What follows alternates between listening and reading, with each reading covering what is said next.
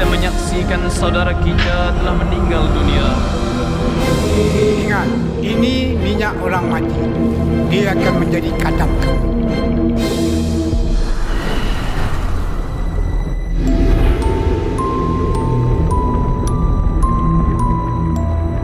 Kau ambil ni. Aku jalan seorang-seorang dan aku nampak gelang ni. Jadi aku beli gelang ni untuk kau. Setakat nak suruh dia jilat tapak kaki kau tu pun tak ada masalah. Kau tak dengar kata ikut mereka.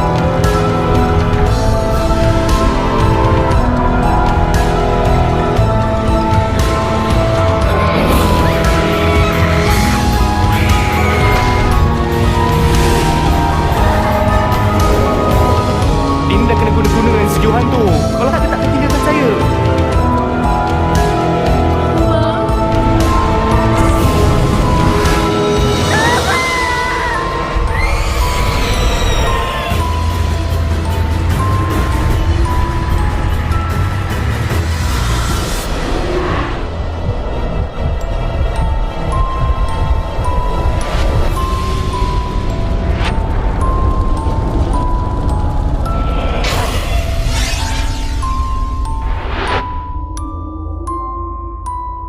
Assalamualaikum dan selamat sejahtera. Hari ini saya akan membentangkan tajuk minyak dagu.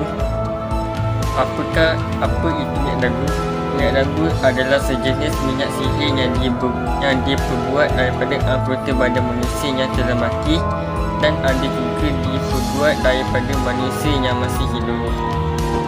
Kegunaan minyak dagu yang pertama, dendam disebabkan cinta tidak dibalas. Mahukah seseorang wanita yang diminati dengan kadar segera menceraikan suami isteri, memikat lelaki iaitu digunakan pondan dan menghancurkan saingan perniagaan. Apa itu khurafat? Khurafat ialah kepercayaan kadut atau tahyul yang diada-adakan berpandukan kepada perbuatan-perbuatan dan kejadian-kejadian alam yang berlaku. Assalamualaikum, nama saya Nur Hidayah dan saya akan membahaskan tentang syirik. Maksud syirik ni adalah perbuatan menyekutukan Allah Subhanahu Wa Taala dalam apa jua bentuk, sama ada perkataan, perbuatan dan iktikad, iaitu dengan menjadikan sesuatu yang lain, sama ada makhluk bernyawa ataupun tidak bernyawa, sekutu kepada Allah Subhanahu Wa Taala. Orang yang melakukan perbuatan syirik lebih dikenali sebagai musyrik. Musyrik ini ialah seseorang yang lebih bergantung kepada kuasa lain selain meminta daripada Allah Subhanahu Wa Taala. Orang musyrik ini dia sanggup melakukan dan menghabiskan sejumlah duit semata-mata untuk berjumpa dengan bomoh atau dukun bagi mendapatkan sesuatu. Syirik yang dilakukan kadang-kala melibatkan makam ataupun kubur-kubur para ulama. Imam Al-Sanusi dalam Al-Muqaddimat telah membahagikan syirik kepada 6 jenis.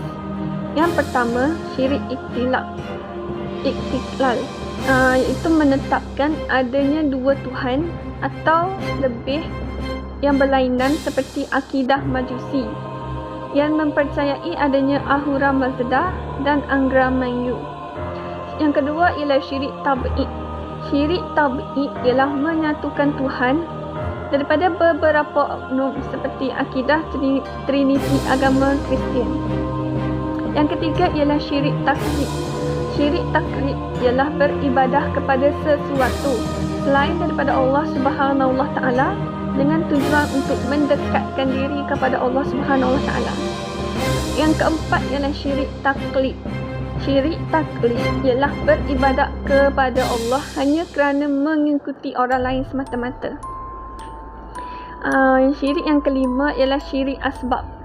Syirik asbab ialah menyandarkan satu kesan terhadap sebab tertentu yang bersifat adat, seperti berpegang bahawa manusia kenyang kerana manusia itu makan, bukannya kerana Allah yang mengenyangkan. Yang keenam ialah syirik agrad. Ciri agrak ialah beramal selain daripada Allah Subhanahu Wa Taala. Firman Allah yang bermaksud bahawasanya sesiapa yang menyekutukan Allah dengan sesuatu yang lain, maka sesungguhnya Allah haramkan kepadanya syurga dan tempat kembalinya ialah neraka. Surah Al-Ma'idah ayat 72. Opsi filem. Filem ini mengisahkan tentang Imelda yang merupakan tunang kepada Azman telah bertemu kembali dengan kekasih lamanya iaitu Johan.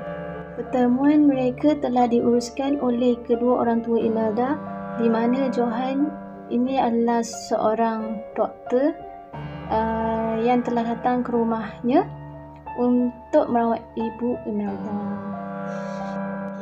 Pertemuan ini menyebabkan si Azman yang dikenali dengan sikap panas barannya sangat berang, dan Imelda sering menjadi tempat melepaskan kemarahannya.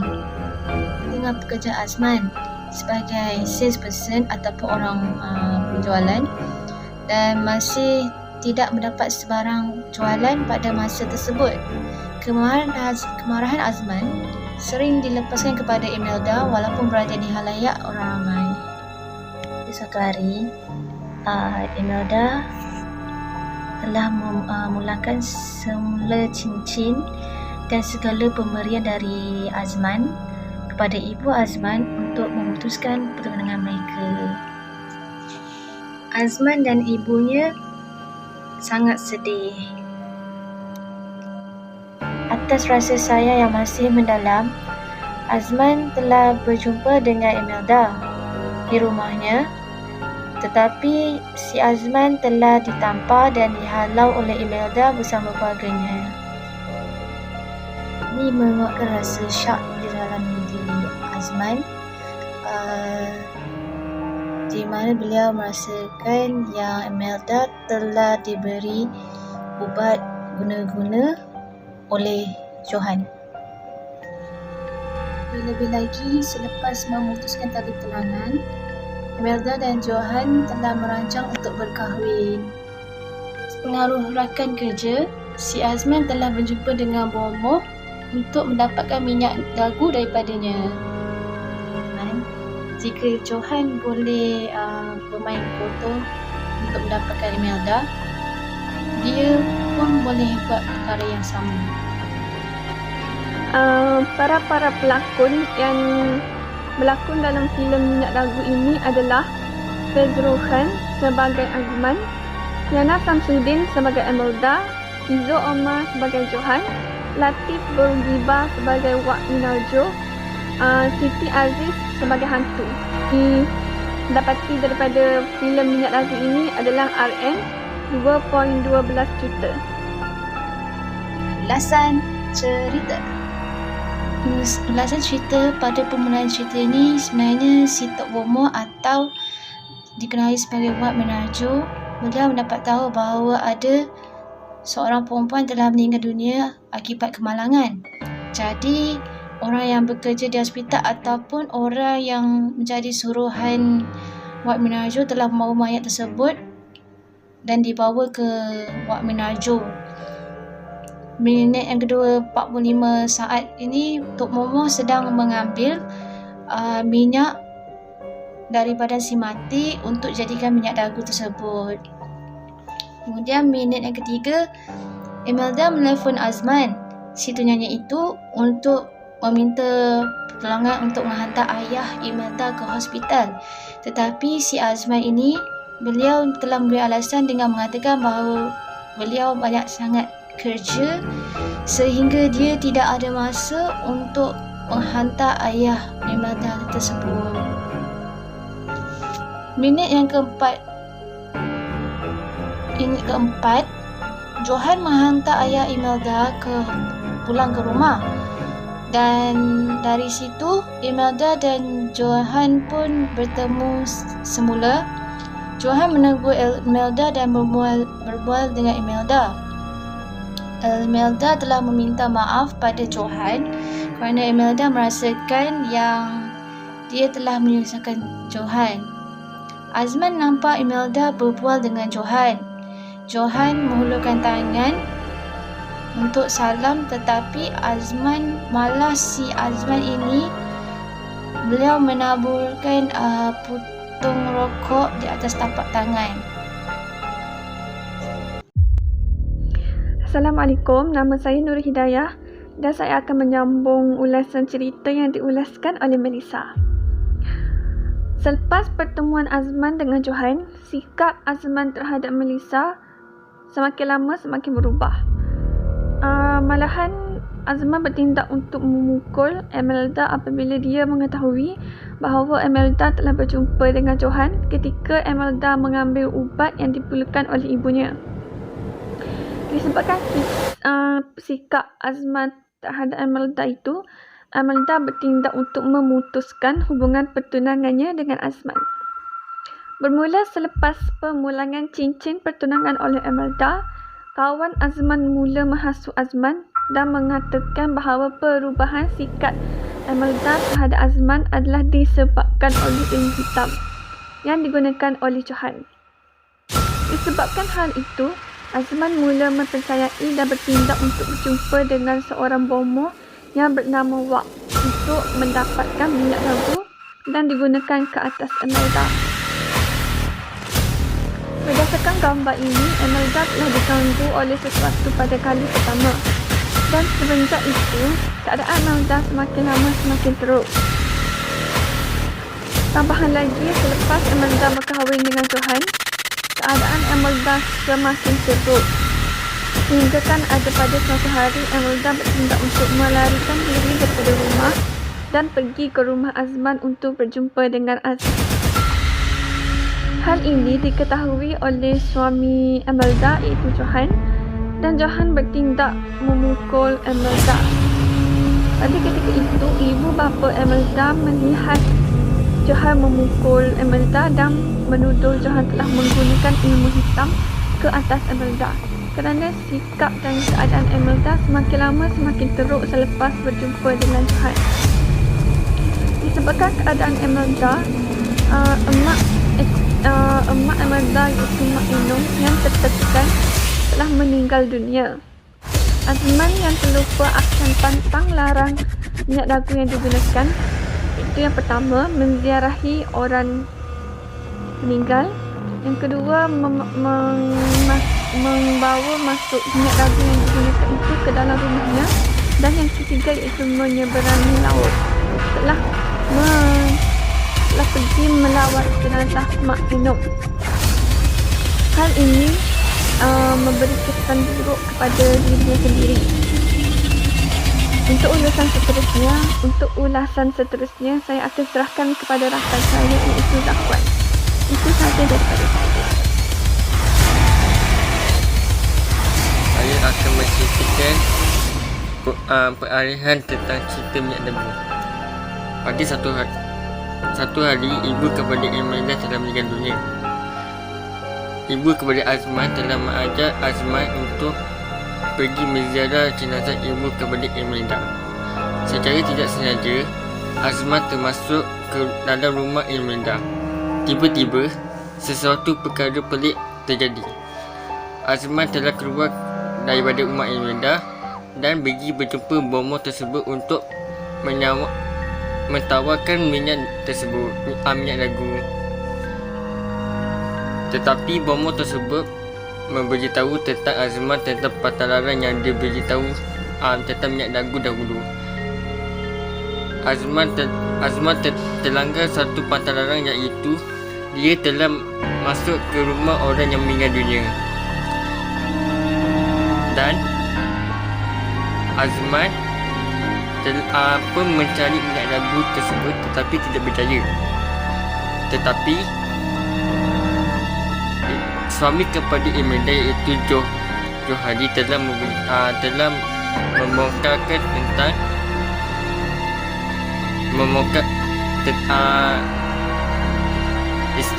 suami kepada Emelda telah membongkarkan perbuatan Azman tentang minyak dagu. Kemudian dia telah menumpahkan minyak tersebut kepada dirinya dan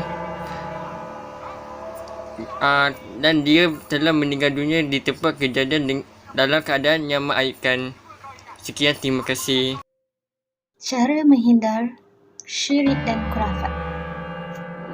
Kita sebagai seorang umat Islam yang berpegang teguh dengan ajaran Islam mestilah menghindari daripada perbuatan syirik dan khurafat.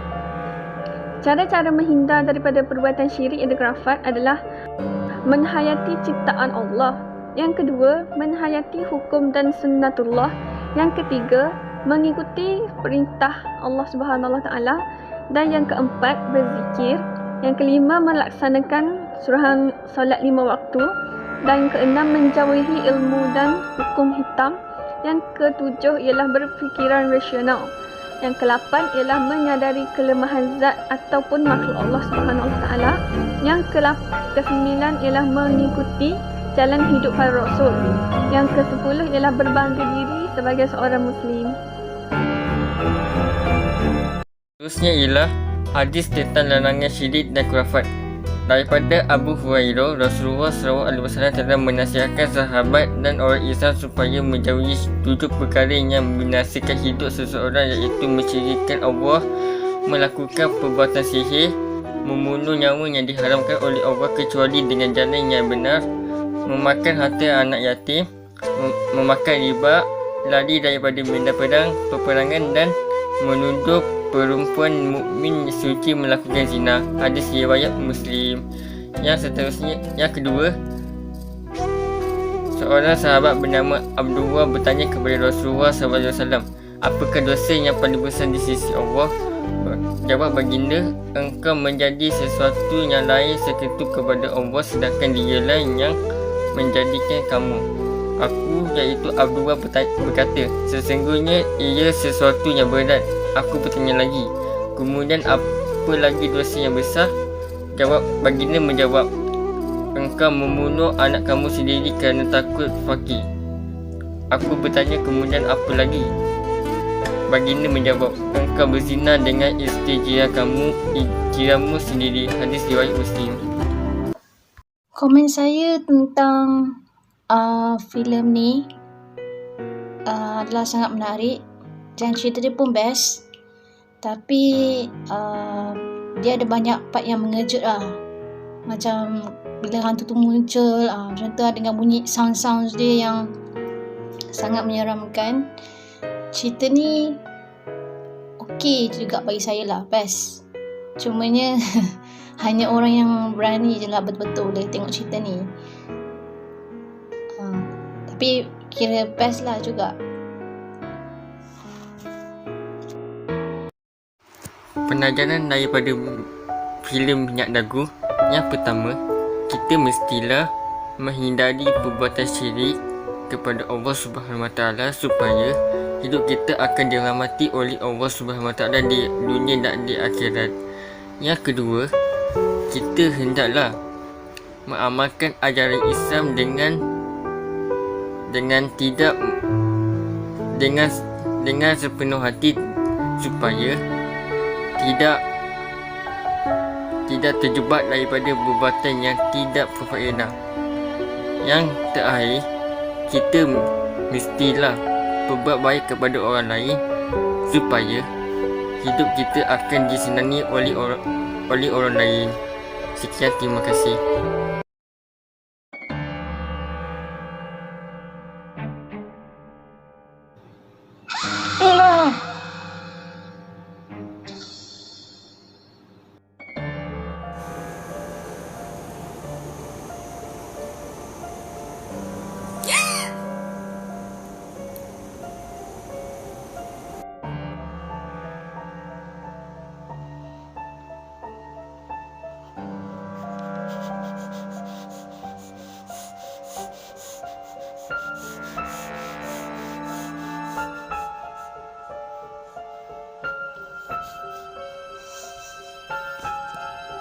Terima kasih dari kami. Assalamualaikum warahmatullahi wabarakatuh.